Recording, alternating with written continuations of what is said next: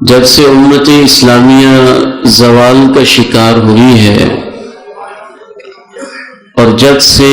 Western culture, western civilisation, مغربی تہذیب، مغربی قدریں اور مغربی ویلیوز ہمارے معاشرے کے اوپر چھانا شروع ہوئی ہیں، ان میں سے ایک بہت بڑی قدر، بہت بڑا ایک اخلاقی رویہ اور بہت بڑی ہماری ایک اخلاقی اسپرٹ اور روح جس سے ہم محروم ہوئے ہیں، اسے شرم و حیا کہا جا سکتا ہے۔ کبھی آپ نے وہ دور بھی دیکھا اور سنا ہوگا جب گھروں کے اندر بیٹیاں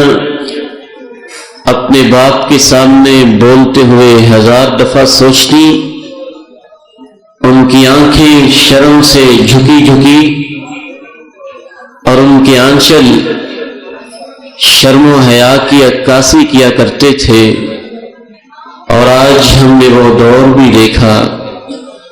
جب ایک 50 سالہ اور 60 سالہ باپ کے سامنے اس کی 20، 22، 25 سالہ وہ بیٹی جس کے لیے اس نے دن رات ایک کیا تھا، کورٹ کچہری میں، عدالت میں اپنے آشنا کے سامنے کھڑے ہو کر اور اس کے ہاتھ پہ ہاتھ رکھ کر، دوسری طرف اس کا باپ کھڑا ہے، اس کے دامن میں اس کا آشنا کھڑا ہے اور وہ سر عدالت دو ٹوک کہتے ہوئے ذرہ برابر شرم نہیں کھاتی کہ میں تمہارے ساتھ نہیں، اپنے اس آشنا کے ساتھ جانا چاہتی ہوں۔ کبھی وہ دور بھی تھا جب شرم و حیا کا ایک اپنا ہی انداز ہوتا تھا، اور آج ہم نے شرم و حیا کے نکلتے ہوئے جنازے کچھ ایسے بھی دیکھے کہ وہ مسلمان جو اپنی ہی بیٹیوں کو صرف نہیں،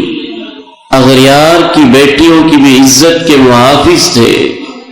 انہوں نے ایک پاکستانی صدر مملکت اور نامشرف کے دور میں